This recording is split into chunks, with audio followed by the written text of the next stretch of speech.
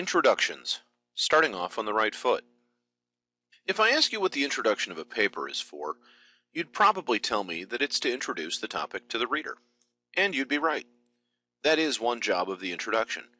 But telling the reader your topic is not the only thing that your introduction needs to do. Your introduction should also generate interest in the topic about which you are writing. It's true that in school your teachers will read your paper whether they want to or not. In the real world, though, that isn't the case. If you can't interest your reader will move on to something else. If you've got an important message to get across, this is not a good thing. This means that the first part of your introduction needs to grab the reader's attention. You need to make sure that your readers want to keep reading. The problem is that you may not always know your reader, which means that you probably don't know what your reader likes. The safest thing to do here is to find a concern that almost everyone has. There are some topics that virtually everyone cares about. If you can find a way to connect your topic with one of these universal concerns, you have a built-in readership. While these topics aren't important to everyone in the world, they tend to be important to most people. See if you can find a way to link your topic to one of the following concerns: money, success, career, security, health, or family. Most people will pay attention if they know you're going to help them succeed in something, save or make money, deal with family issues, get or stay healthy, or stay safe. Once you've done that, it's time to think about the hook. The hook is how you will attach your topic to one of those universal concerns and keep the reader wanting more information.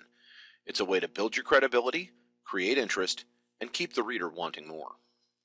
One good hook is asking a question. Allow me to demonstrate. What do you do when someone asks you a difficult question? Did you think about it? You probably did, and that's the point. If you can get your readers thinking, you can get them curious. This is especially true if they don't have the answer to that question, and your paper promises to supply them with the answer. One good question is all you need here. Don't overwhelm your readers with half a dozen, because you'll only confuse them. You might also try using a powerful quote. As you conduct your research, you will certainly find a quote or two that you want to use. Save a couple, and consider using one in the introduction. Quotes make you look smart. People like to associate quotes with wisdom, and quotes also show that you've done some research.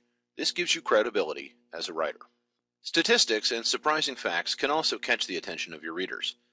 Telling people something that might be difficult to believe, shocking, scary, or otherwise startling will have them sit up and take notice of what you are saying. If you've got their attention, you've got them wanting to see you back up your claims. And that means they're interested in reading your next paragraph, and the one after that.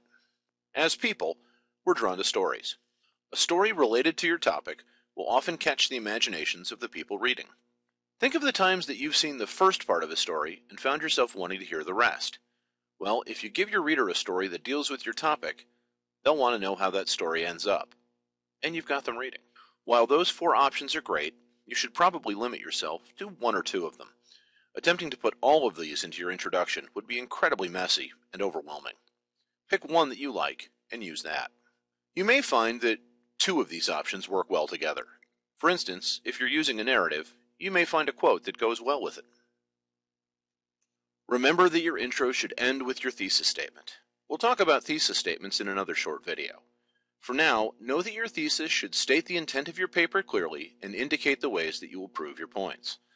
Your thesis should come at the end and should tie the first part of your introduction to the rest of your paper. Once you've written your introduction, use the following checklist to see if you've hit all the major points. The introduction is at least 5 sentences long. The last sentence of the introduction is the thesis. The introduction links the topic with a universal concern. The introduction contains a powerful quote, a surprising fact or statistic, a difficult question, or a narrative story directly related to the topic. I have completed the thesis statement checklist. I've used proper grammar and spelling throughout.